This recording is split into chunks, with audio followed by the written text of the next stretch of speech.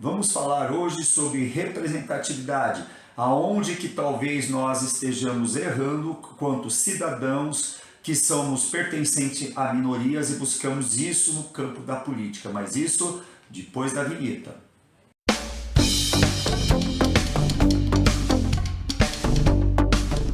O conceito de representatividade, que tem muita ligação com outro conceito bastante polêmica, que é o do lugar de fala, ele tem ganhado muito espaço, né, dentro do discurso político. Mas será que nós estamos sabendo fazer bom uso desse conceito? Então vamos tentar entender primeiro. Você pensa assim: eu vou colocar alguém que tem a minha identidade, uma identidade muito próxima à minha, porque ele vai defender os meus interesses. Mas será que isso acontece mesmo na prática? Será que essas pessoas que têm uma identidade muito próxima de você, ele vai realmente defender os seus interesses? Aí é que está o ponto. Vamos pegar algumas situações bem práticas. Eu vou começar por um representante político das antigas, né, que tem muita gente que é fã até hoje, defende até hoje, que é o Clodovil Hernandes. Clodovil Hernandes, ele foi deputado federal e até os dias de hoje tem gente aí dizendo que ele foi um grande político, que ele conseguiu quebrar paradigmas, que ele conseguiu trazer representatividade ao gay no cenário. Eu discordo totalmente, porque apesar do Clodovil Hernandes ter conseguido muito nome, porque na minha visão eu entendo que ele foi um grande chaveirinho de hétero, né? No seguinte sentido: você é um gay que era contra casamento gay. Não faz sentido, né? Porque se uma das grandes reivindicações do gay é ter os seus direitos civis atendidos, aí você tem uma pessoa que se diz da identidade gay, identidade homossexual, e ele vai lá e fala contra, né? Ele fala contra o casamento gay. Aí você pode dizer assim: não, mas o Clodovil Hernandes estava falando do casamento religioso, né? Porque na verdade ele não estava falando do casamento civil. Bom, ponto. Vamos lá, conversar com muita calma nessa hora, né?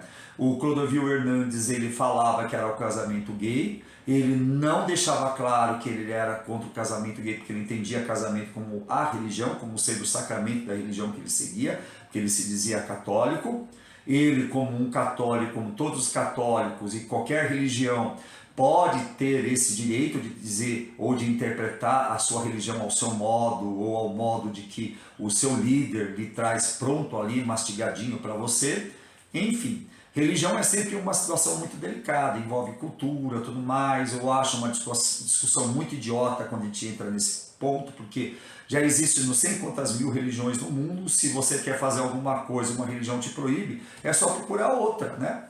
É só procurar outra, ou você funda outra.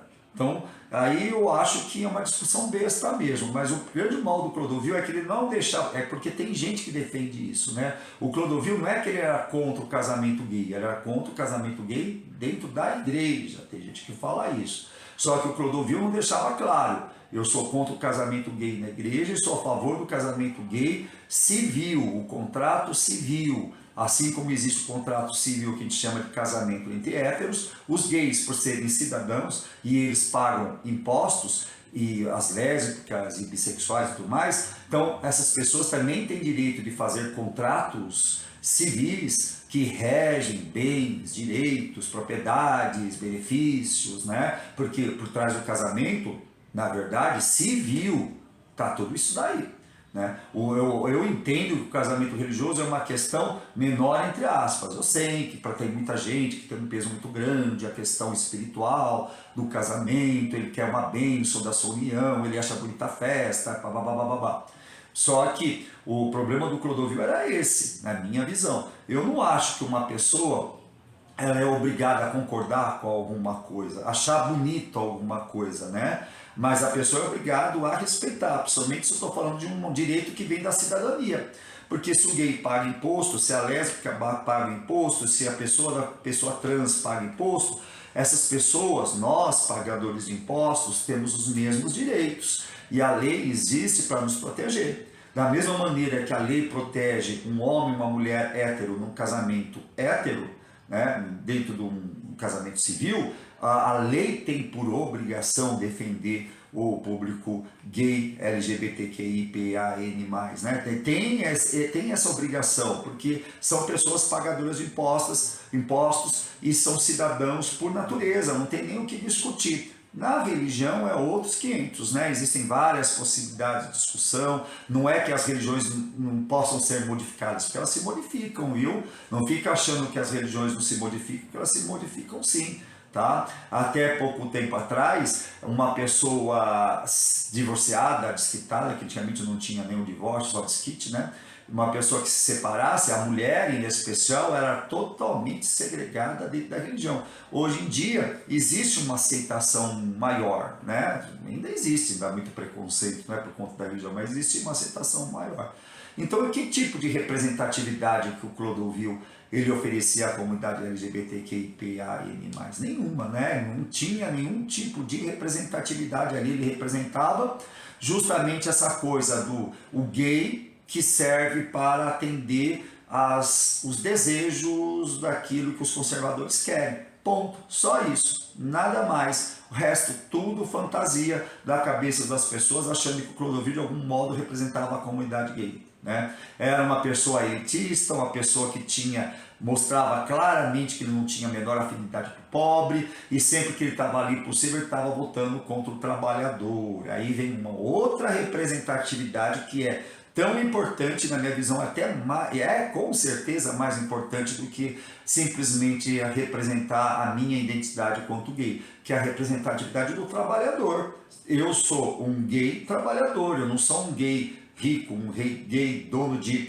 meios de produção. Eu preciso de alguém que defenda os meus direitos. E o Clodovil não defendia os meus direitos nem como trabalhador e nem como gay. Essa que é a verdade, né? Bom, outro exemplo de que, né, não levou a gente a lugar nenhum, um sujeito que está na Câmara de Vereadores aqui de São Paulo, da cidade de São Paulo, que ele se diz um gay não praticante. O nome dele, Fernando Holliday. O cara se diz gay, não praticante, conservador. Aí já começou de novo, né? Conservador, que ele quer conservar o quê? Conservar a opressão. Se ele está se dizendo, as pessoas votam, né, nele, porque ele se diz de uma parte da sociedade que sofre opressão, e ele se diz conservador. E conservador do quê? Conservador da opressão. E isso acaba sendo evidente nos atos dele. O cara vota contra direitos de funcionários públicos, ele é contra os interesses da comunidade gay e assim por diante, né? Outro exemplo vamos dizer assim, de representatividade totalmente torta, né? A Tami Miranda, que é transexual, não, desculpa, o Tami Miranda, porque ele é um homem trans, desculpa, tá, gente? Ele se diz representante ou da identidade trans.